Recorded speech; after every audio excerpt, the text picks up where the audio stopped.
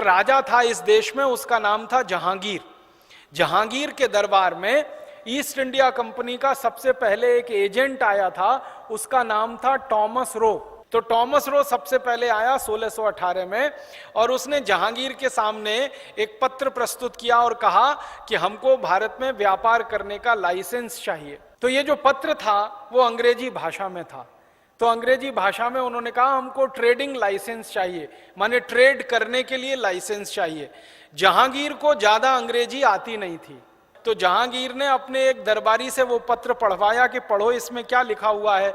तो उस दरबारी ने आधा सच आधा झूठ बताया, क्योंकि वो दरबारी अंग्रेजों से मिला हुआ था। उसने कहा कि ये पत्र है ईस्ट इंडिया नाम की इंग्लैंड की कंपनी का है, ये आपसे व्यापार करने का लाइसेंस मांग रहे हैं। इंग्लैंड में व्यापार का मतलब कुछ और होता था उस जमाने में। उसमें लिखा गया कि ईस्ट इंडिया कंपनी भारत में ट्रेड करेगी।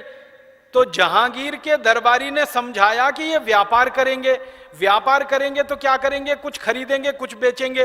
तो जहांगीर को लगा इसमें आपत्ति क्या है। जहांगीर को उस दरबारी ने यह नहीं बताया कि ट्रेड का असली मतलब होता है लूटमार।